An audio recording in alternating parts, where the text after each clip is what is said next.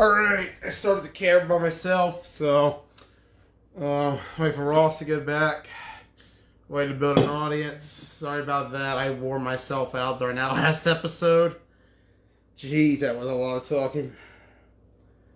Where we at? Jesus, Joey. Railroader report. Here we go. Let's share it. Show 3 of 5 tonight. We still got 2 more to go after this. The marathon continues. I'm excited. Share to Brunswick. Share to more Brunswick pages.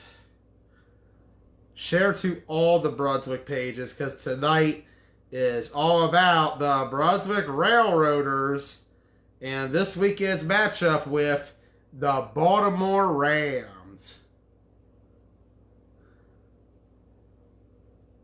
And I think, let me share on the TFL page. Post, we're set, we're good. Let me see, let me pull this up. We got about 13. I don't have a director at all, so I'm just going to be winging it for a second.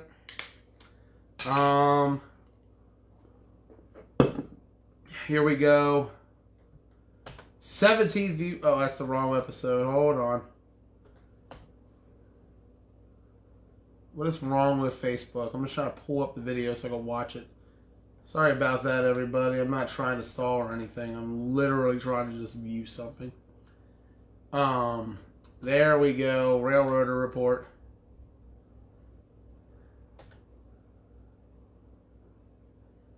Perfect. All right. Anyways, anyhow, anywho, let's talk about the last few weeks with the Brunswick Railroaders. Right now, they are playing for the ACFA Fall Championship. They went out and played against the Keystone State Predators a few weeks ago. That was an 8-0 loss. On the same day, the Baltimore Rams defeated the Cecil County Chaos 6-0. So what happened from there was the start of a round robin. 4 teams, 3 games, 1 champion over a course of a month. The week after that, Brunswick beat the Chaos 14-6, and the Rams fell to the Predators. So what has happened since is that the Chaos has opted out of playing against the Predators because they know they can't win. So with them out, the Predators have headed to the finals at 2-0. And they'll play the winner of the Rams and the Railroaders in York, Pennsylvania next Saturday. We are playing this Saturday in York. Starting at 1 o'clock, Rams and Railroaders. And I'm going to get up and check because I still don't have a director. Let me just do that real quick. Here we go. Who can we get on? I don't see Swagger. I do see Mr. Boogeyman himself. Cam Boogie. There's my director. It's okay. I started without you. Family shit. It's okay. Like I said, I literally was like, fuck it. I'll just go without Ross. Can we get Cam Boogie on? Says it's adding. Adding him.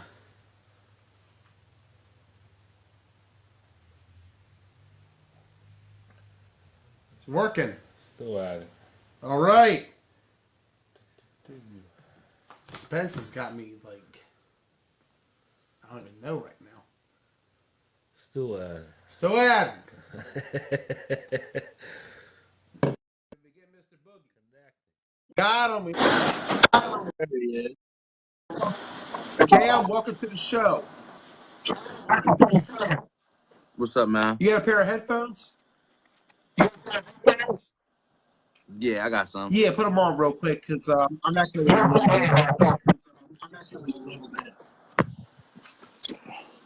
That is a PSA to anybody watching. Prepared.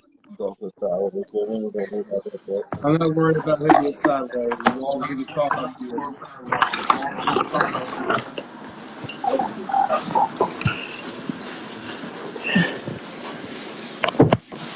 working on it. In the meantime, we'll, What's up, there it man? is. There we go. Thank God we got it going. Start. It's better than Sean Markley earlier. I could definitely hear you. Anyways, Cam, Gotcha. welcome to the show. I want to know what's you've been talking on the boards a lot. What's going on with you in terms of this game this Saturday?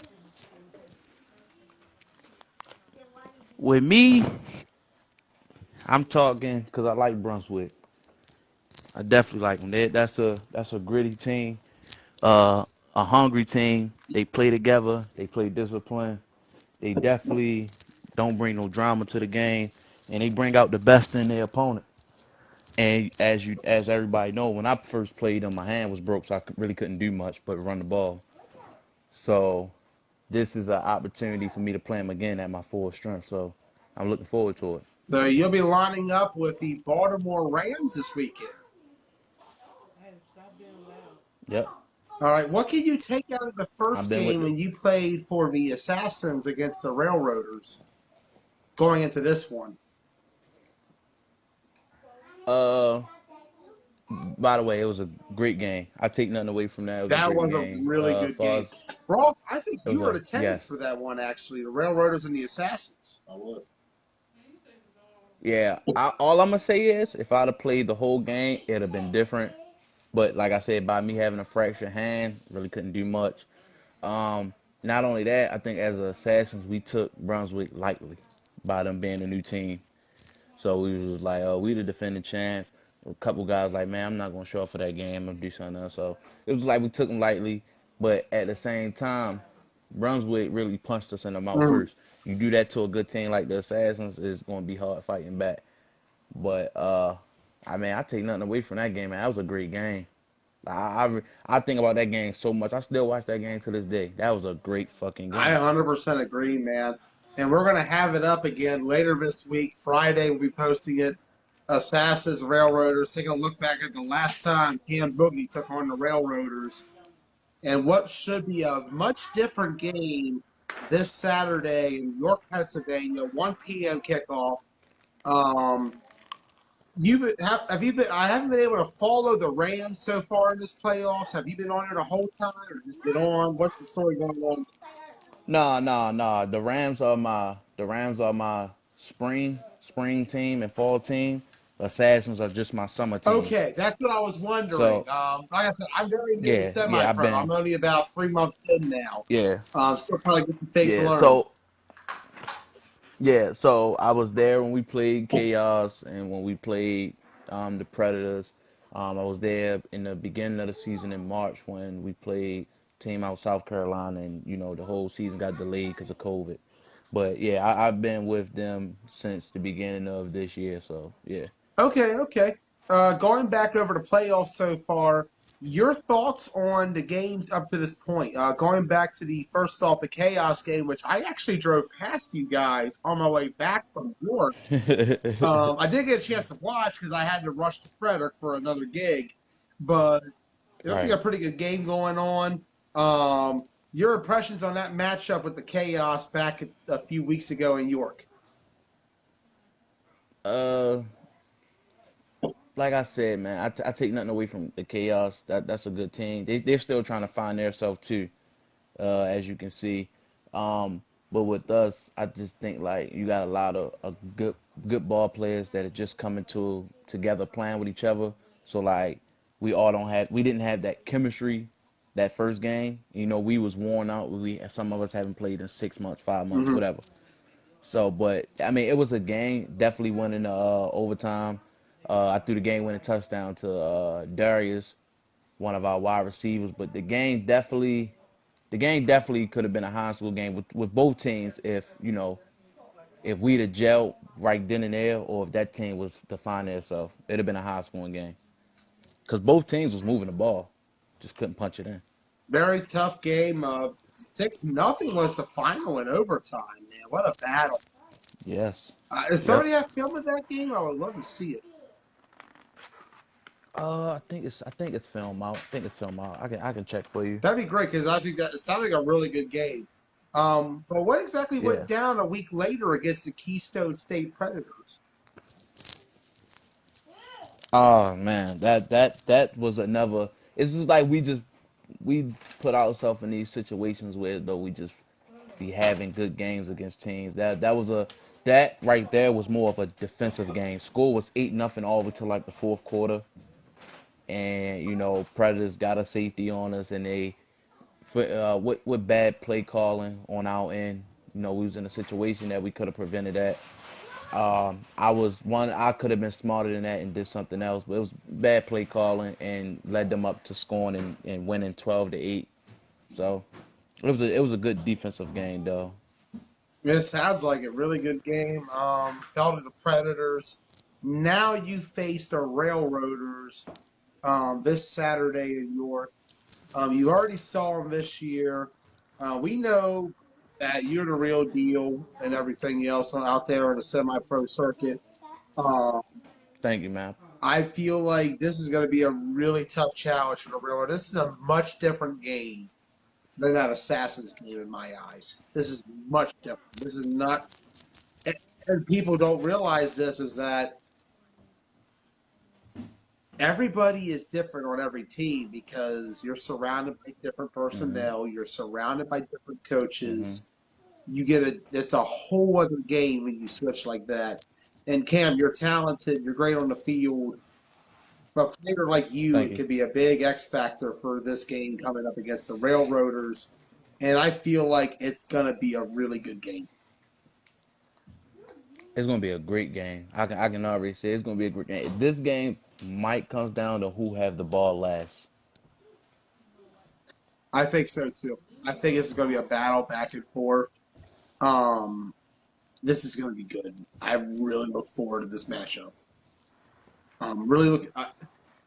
I feel like this is. It's good the fact that we've gotten everybody together. We're going to be settling something. We're going to get an ACFA champion out of these teams, one way or another. Um, I'm really hyped about this matchup. It should be great. Anything you want to add tonight, Cam, before we get off? No, man. I don't want to add anything. I just want to say I'm looking forward to Saturday. Looking forward to a good game against Brunswick, and may the best team win, man. May the best team win indeed. Looking forward to it. This Saturday, 1 o'clock, York, Pennsylvania, Railroaders and the Rams. Yes, sir. All right, Cam, thank you for joining us. All right, man. Thank you for having me. Have a good night, sir. Cam Boogie joining us. Is Mr. Swagger available? Don't sit down yet, Rosser. My bad. Hey, they might call them the Baltimore Cams at the end of this game.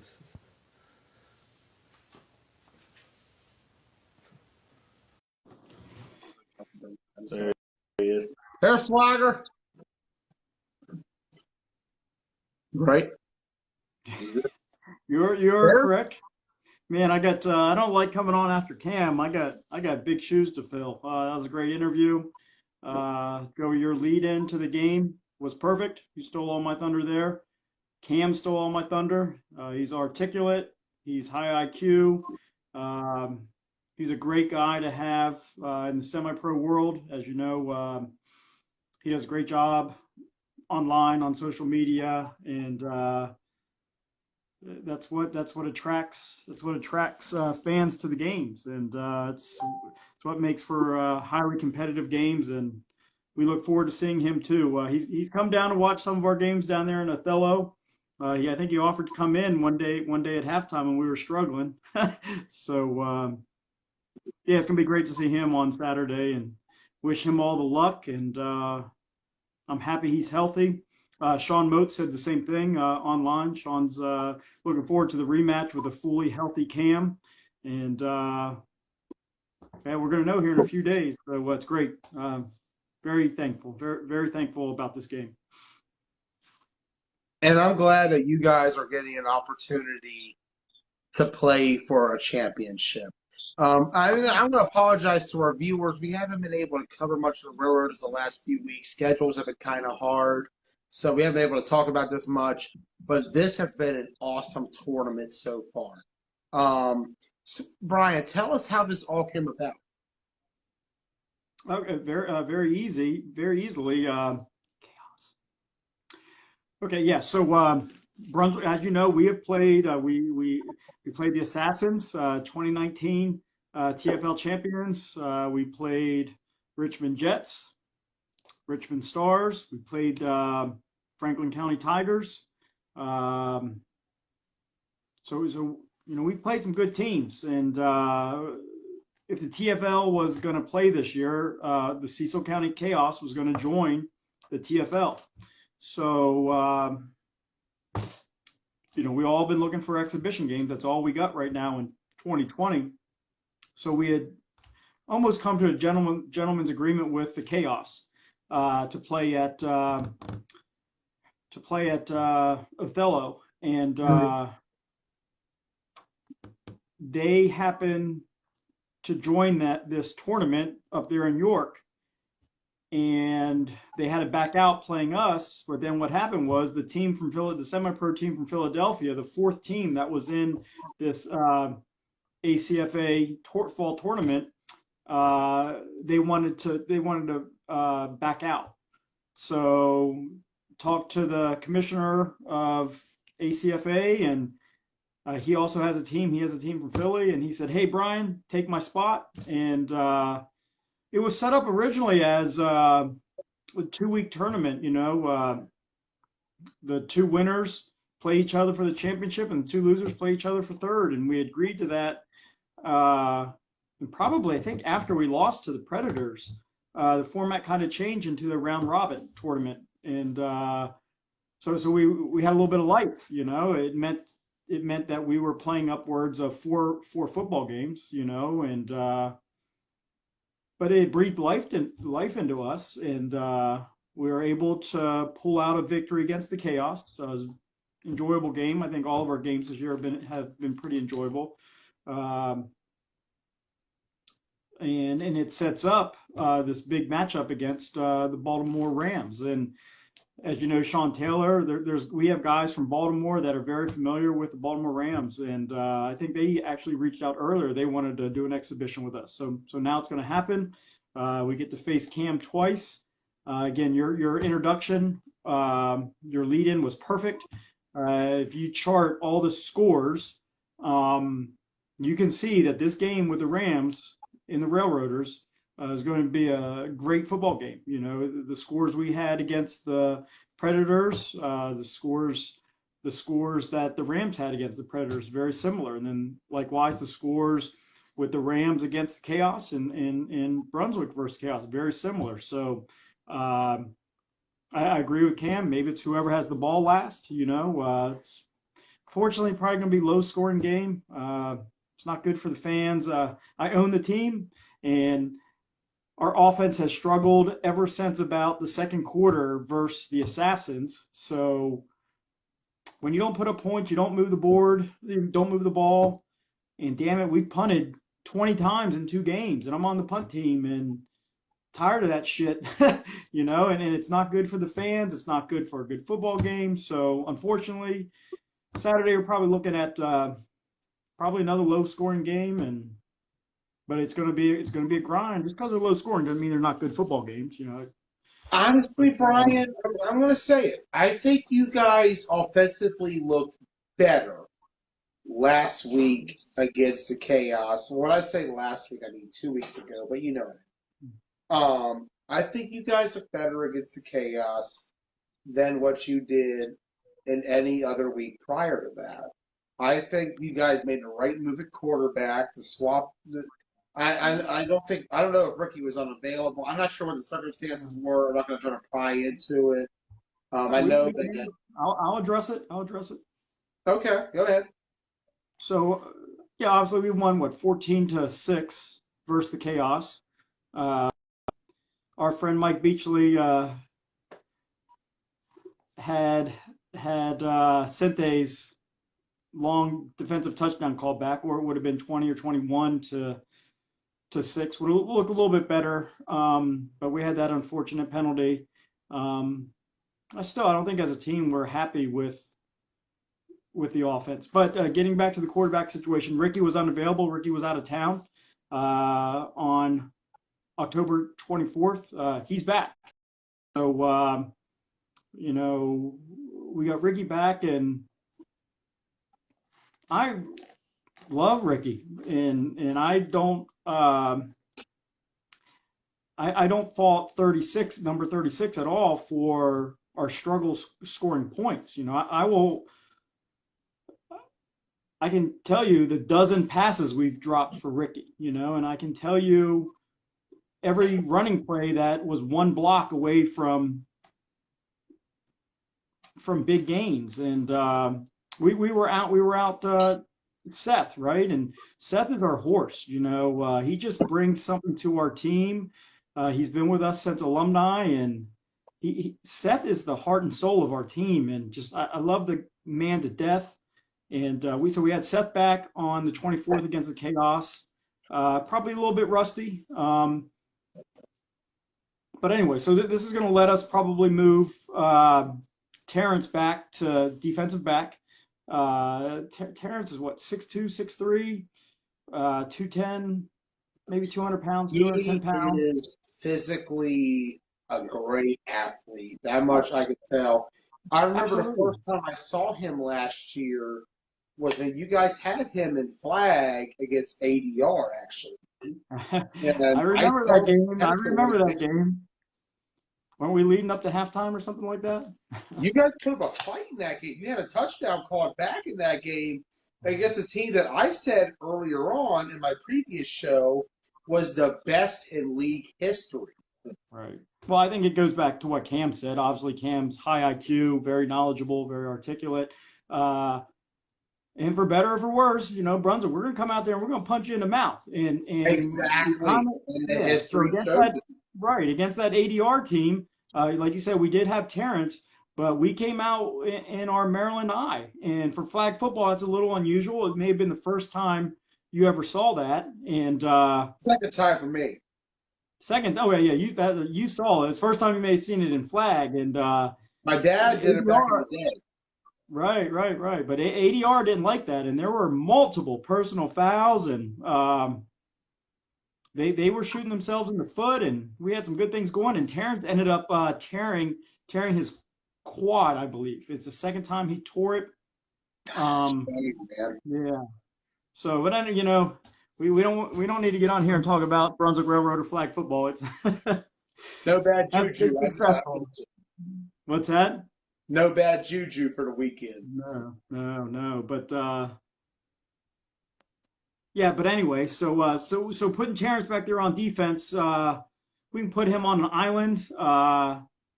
That'll be one less weapon Cam can throw to. If Cam wants to challenge Terrence, be my guest, Cam.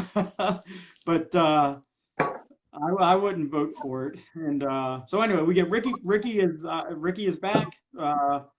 So we'll have number 36 back there probably at quarterback, and Terrence will be back on defense. And we don't have any concerns. Again, I don't blame any of our offensive struggles on Ricky, and everybody watch a game would agree to the same. Wasn't Ricky. So Ricky is a special athlete too, and I love the guy. I think everybody on our team has privately messaged Ricky to just tell him how much we respect him and how tough he is. And I mean, he's taken shots this year, incredible. And now Ricky's always been, man. I've known Ricky Miller for nearly 5 years now. And no matter what sport he plays, he's taken his fair share of licks. He's taken his fair share of shots. He gets back up every time with the same attitude. He keeps fighting back. I remember the iconic picture of him, nose bleeding and everything, all over his Top Gun jersey during a game where he came back and played with a broken nose. Yeah, well, he's a tough fighter on all levels of all football.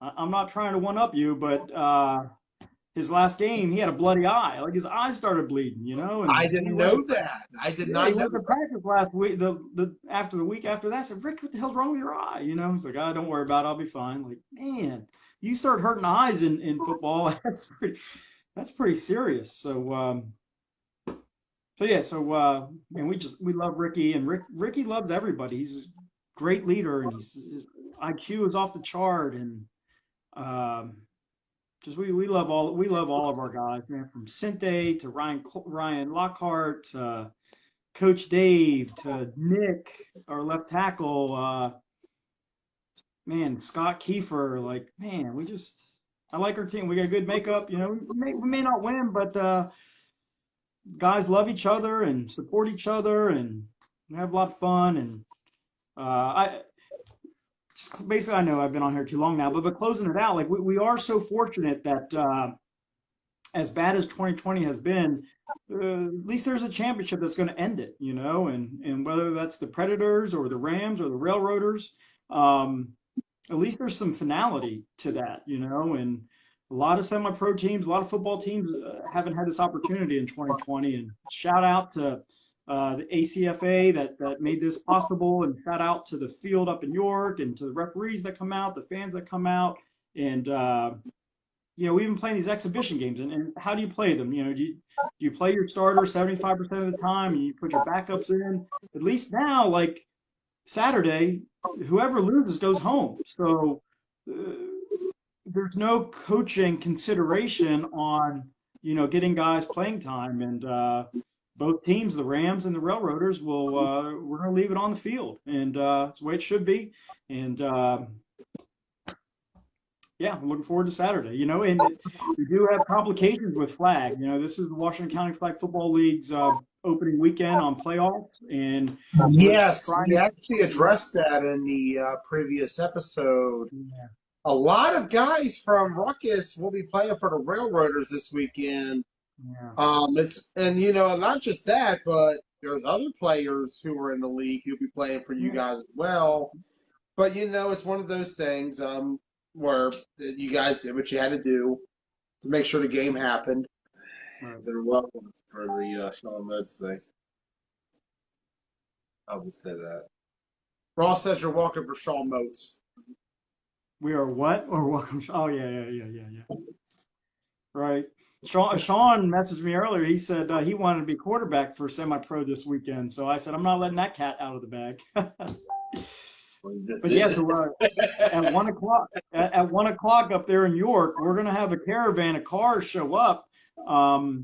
Guys are going to play their early morning flag playoff games. And personally, I feel, you know, I feel awful for Dustin Mitchell of Ruckus. Dustin's a good teammate. He's a good leader on Ruckus, a good team owner with Dame. And what is going to happen on Saturday morning is going to suck. You know, we just had a pretty intense game. We had a pretty good rivalry game with the Chaos, right? We played Chaos twice that last Sunday on the 24th, and but that team is stacked, you know, and I've been on a lot of teams like the Chaos where like the talent might be there, but you just haven't figured it out yet. And one day that Chaos team is going to hit on all cylinders, and it's going to be scary. A team a lot like the Spartans, right? And we have a rematch with Ruckus has a rematch with them Saturday morning, and I know we weren't happy with that 29-0 loss, and I'm taking half of Dustin's team up to flag, and I feel awful on that. And then if Ruckus happens to beat Chaos again, then they have the doubleheader, and it's probably going to be showtime. It's going to be showtime, and so this is where like it sucks having the semi-pro team and the flag team, you know, and just personally feel bad for Dustin and about 10 guys on the Ruckus team. And I mean, the good news is if you guys do play a spring season, next season you guys play Saturdays, counties on Sundays. No competitions. Right. So, but you know, it's one of those things. You guys are playing for a championship. They're playing for a championship.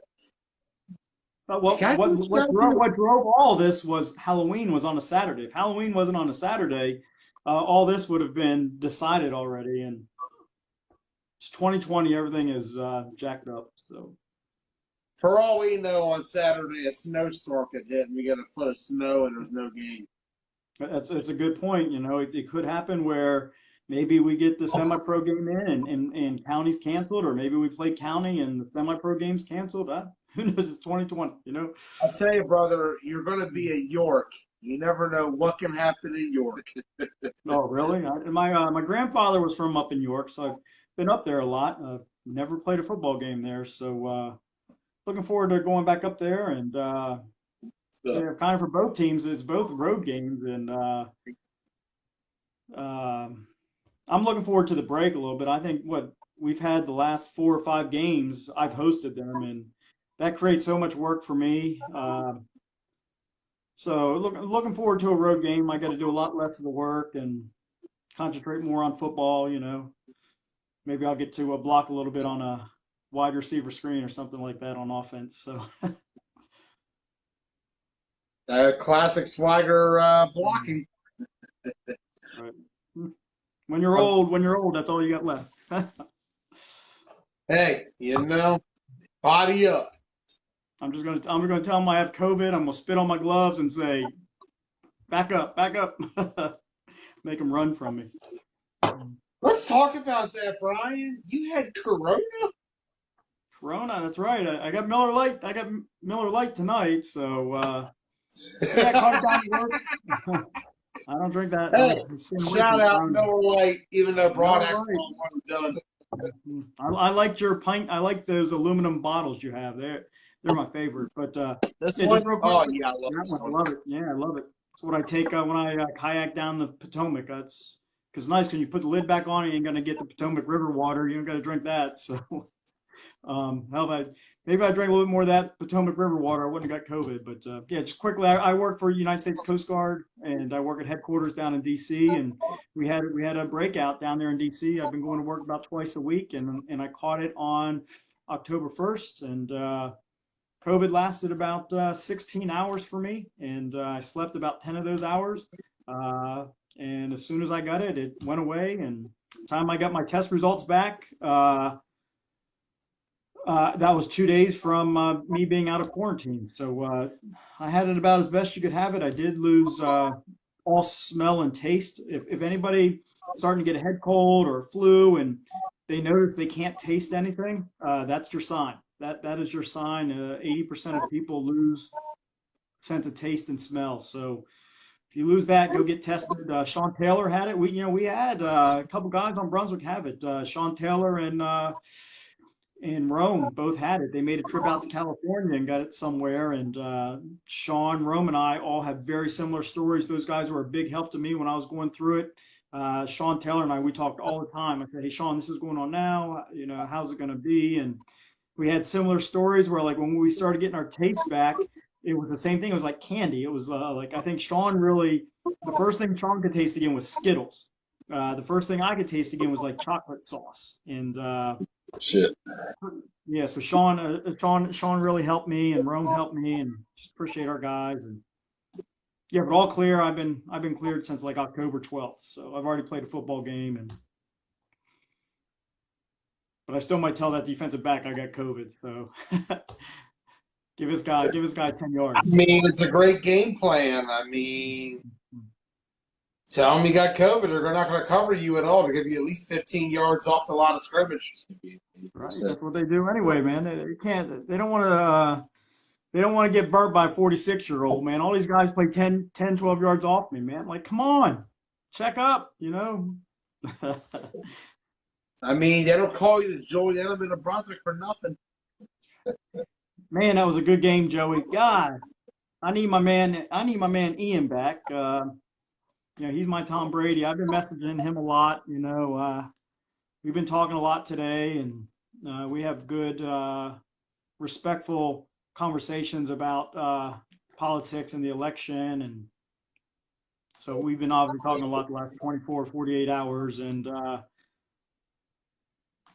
yeah, I have a certain spot in my heart for Ian, and he definitely made me look like Edelman last year. So it's good. Just don't want that to be I just don't want that to be my last good game. Hopefully I get one more left. And we will apologize real quick for cutting you off last week. I just didn't know we didn't actually have a game. So I was like, well, shit. The schedule was up in question, and that was late breaking, and we didn't know if we were going to play Saturday morning leading up to Halloween, or we were going to play Sunday night football, which has been pretty cool. It's what my vote was, Sunday night football, and then they started talking about all these bylaws and stuff. I was like, it's 2020. You got to be agile, and Man, I ain't gonna lie. I actually cleared my schedule to be available that night. we were going to kick off, I think, at 5:30 p.m. last Sunday, and game would have been done by 8:30. It'd been fine, and then we would have kept on the same schedule, and it. I mean, as long as the lights don't turn off at 9 o'clock and you have to forfeit, you're good to go. Right. But, we saw that. We were talking about a few weeks ago. Ross and I, we were watching the stream. It was a 14-14 tie going into the fourth quarter, and at 9 o'clock exactly, the lights shut out. And for 20 minutes, they waited for the lights to come back, only for the commissioner of the league to call and say, okay, you forfeit the game, but the result is going to be a 14-14 tie, but you forfeit because your lights went out. God. So we almost got in that situation, let me tell you. With the opening round of this fall tournament, we played the Predators game, right? Right, and it was 8-0, and then lo and behold, a minute left, we had them pinned up about the 5-yard line, maybe 10-yard line, and I think I had a bad QB center QB exchange, and we recovered the ball in the 5, and I remember because you told me about the possibility of it, and I was looking at the clock on my other phone the whole time, like, is this about to really end in darkness? Right, and so I was getting some grief from the Predators, and I guess now I can explain myself. They saw me probably about 9:55 starting to clean up the field. I had to pick up the yard markers, the pylons. I was picking up on the end of the field we weren't on.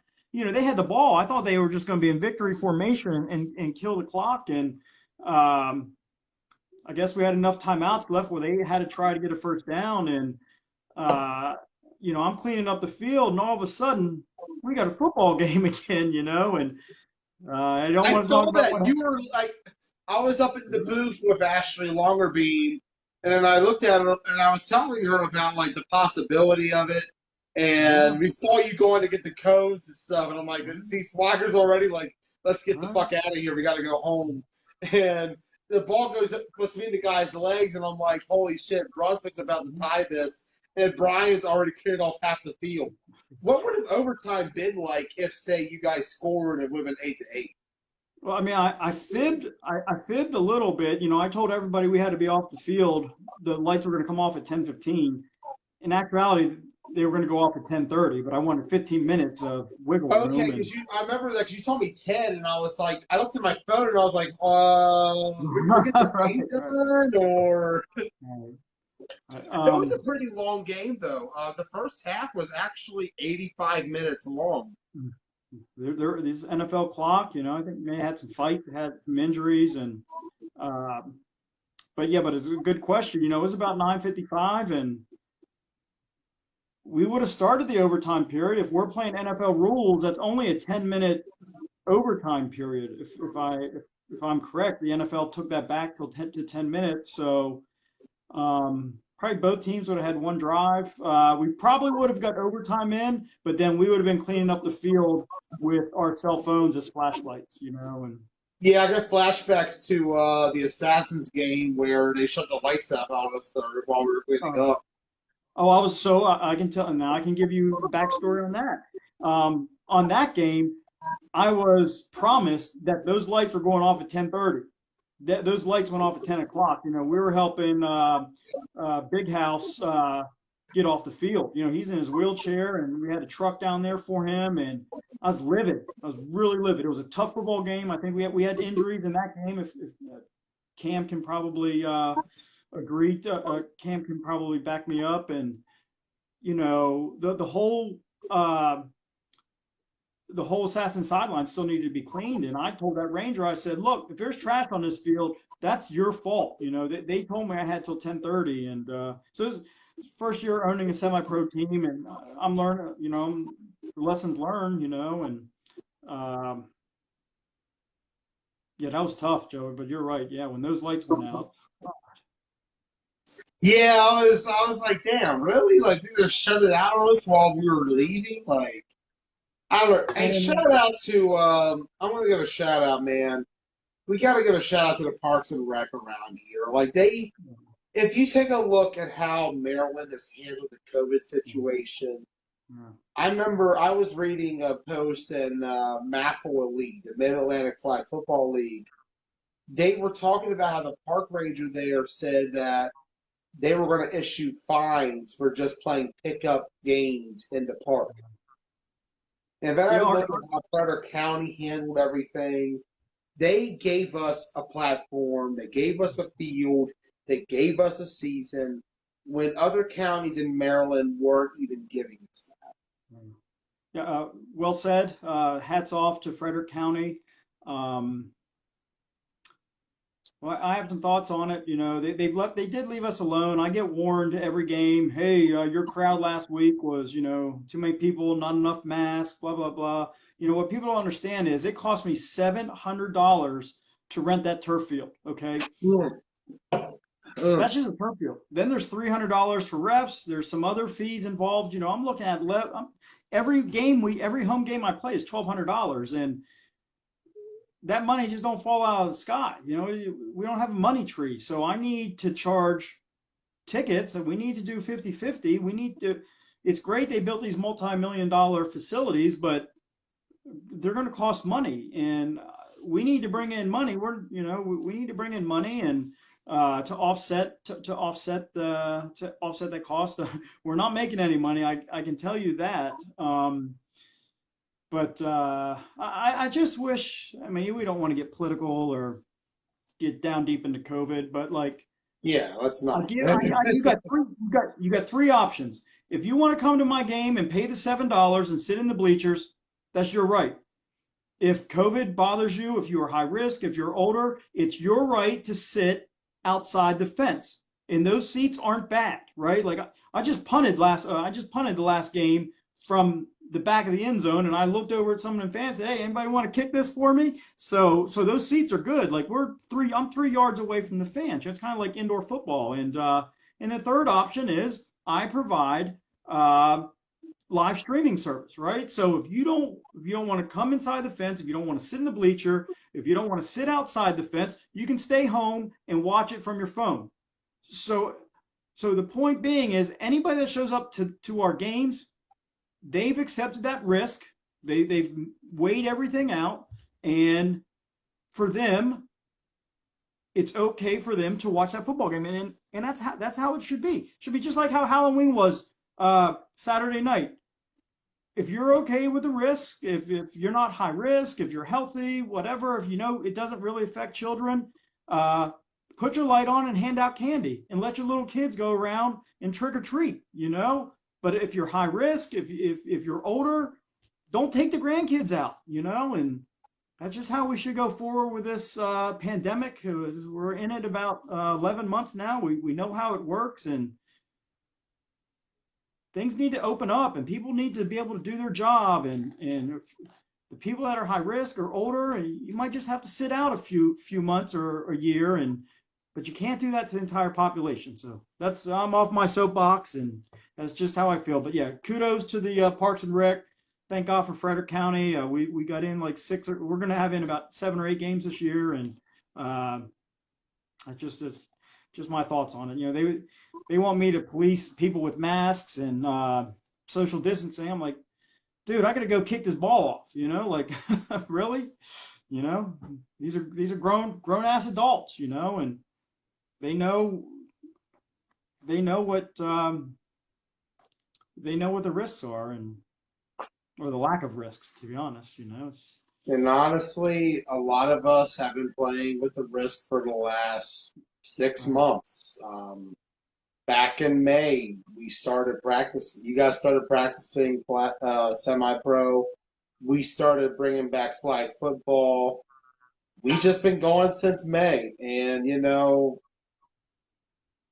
I think what we've been doing and semi-pro and flag during what has been a very tumultuous time in our nation has been a beautiful thing. Absolutely. It gives everybody a release, everybody cramped up in their house and they get all the politics to deal with and teleworking and teaching your kids from home and you got to get outside and so one of the things they did wrong was shutting down like fishing and boating and hiking. Like, you got to get outside, get that fresh air, get that sunlight, and you need that release. And being outside is, to me, it's real low risk and very. Another shout out to Tom and Andy Hoffman for getting county up and running. I think they were a little surprised they got approval. We played that stupid game with all the COVID policies and waivers and masks and all that shit. And but guys like these semi-pro team owners and the referees and Parks and Rec and Marty Snook Park and Washington County Flag Football and like I said, Andy and Tom and just awesome. Like what we've had to get through and what they have to persevere against. I just want all the players to understand, like, we all have full-time jobs, but football is also a full-time job for us. How many hours we put into this. Cam, I think Cam was commenting like there's no. It's been my full-time job for the last 3 years, and I've loved every moment of it, but it's been a struggle. Cam made a post today in the TFL Facebook group about, man, there's no hype for this game on Saturday. And I just responded. I said, I finally don't have a home game. I don't have to make tickets. I don't have to make a flyer. I don't have to update the website. And it's a road game for me. And so I think he understood, he understood, And, No, we do what we got to do. And honestly, important than hyping the game up is coming out with done. Yeah. Well. And I want to make my prediction right now. Brunswick wins on Saturday. Yeah, well, I think we know how predictions go, right? We just learned that the last 24, 48 hours. So it's going to be awesome. Like, there's no excuses. This is not an exhibition game. It's not a regular season game. If you lose, your year is done, and you're going to be waiting until March to play more football. So I think a game it's too hard to. I think it's too hard to call, and it's going to be a one-score game. I think I'd rather talk about over/under. Over/under spread, and I could talk that, but I don't know. I don't know who's going to win. These teams never played each other, and I don't know. We're just thankful for the opportunity. Thankful that it's Cam. That's going to be cool. It's going to be cool. I'm sure he's going to talk shit. And I don't know. We'll see you up here, Joey. Free. I think it's free admission. Yeah, definitely. It's free admission. So anybody who's watching, you want to make that drive up to York, I can promise you a quick football game. YAFFL guys. They want to check out some football this weekend. Come to the Rams and Railroaders. That's my big shout out to the guys up in York. Yeah, absolutely. Yeah, they're right there. Yeah. Maybe we can do some recruiting for spring. Hey, there's a lot of talent up there, brother. I've seen it firsthand. All right, Joey, we good? I felt like I've talked for an hour. I talked for an hour last episode. I'm good to go, brother. If you're good to go, I'm good to go. Good to go. I think I got all my shout outs in, and time to put on the helmet and play a good football game. See what offense is going to show up, and let's go Brunswick.